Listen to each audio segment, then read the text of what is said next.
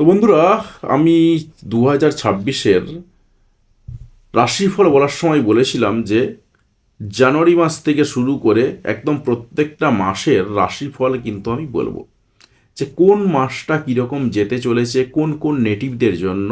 সেই কারণেই কিন্তু এই ভিডিও বানানো। এবং আজকে যে রাশিটাকে নিয়ে আলোচনা করব সেটা হচ্ছে, আপনারা থাম্বনেলে দেখেই নিয়েছেন, সেটা হলো সিংহ রাশি। হ্যাঁ, আপনার যদি সিংহ রাশি হয়ে থাকে সেক্ষেত্রে আপনি সম্পূর্ণ ভিডিওটা দেখতে পারেন।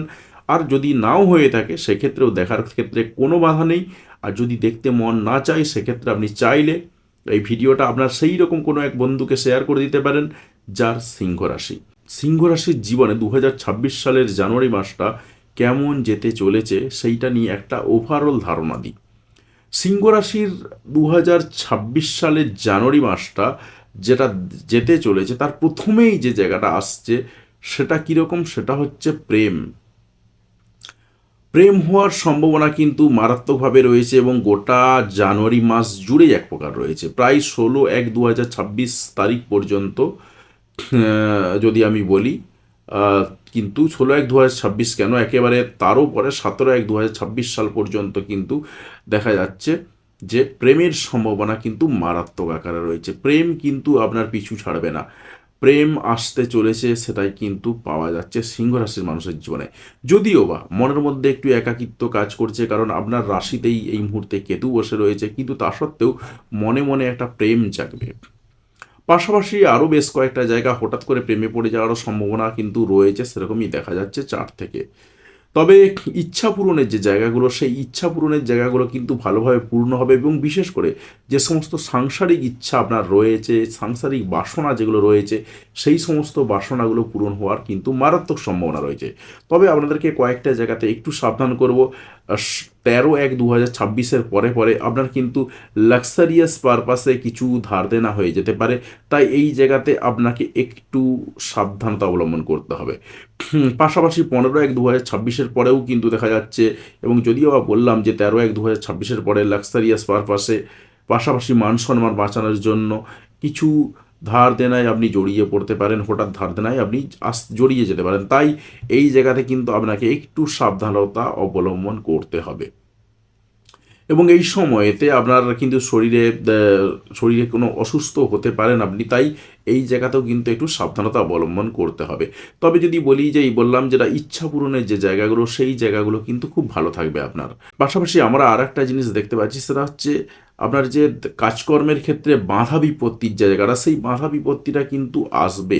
এবং 2026টা প্রায় প্রায় আপনি পুরোটাই পাবেন এই বাধা বিপত্তিটা। তবে এর জন্য ঘাবড়ে যাওয়ার কিছু নেই, কিন্তু কারণ হয়তো আপনি বাধা পাবেন কিন্তু আপনার ইচ্ছা পূরণগুলো হবে। তবে যারা অকাল্ট লাইনে কাজ করেন, অ্যাস্ট্রোলজি লাইনে কাজ করেন, তাদের জন্য কিন্তু এটা খুব ভালো সুযোগ। অর্থাৎ তারা যদি এই সুযোগটা কাজে লাগাতে পারেন, তারা কিন্তু ভালো কাজ পাবেন। এবং পাশাপাশি তাদের কিন্তু ভালো ক্লায়েন্ট থাকবে, সেটাই কিন্তু পাওয়া যাচ্ছে। তবে যদি বলি যে বিবাহের দিক থেকে আপনার বিবাহ তো করতেই পারেন, কিন্তু এই সময়টা বিবাহের দিক থেকে একটু এড়িয়ে যাওয়াটাই ভালো বা বুদ্ধিমানের কাজ বলে মনে হচ্ছে। আপনার চার্ট থেকে কিন্তু তাই দেখা যাচ্ছে। যদি বিবাহ করে আনেন, সেই জায়গাতে আপনি হয়তো তার প্রতি ভয়ঙ্কর লেভেলে আকৃষ্ট হবেন, সেটা ফ্যাক্টর না, কিন্তু একটু সমস্যা হলেও হতে পারে।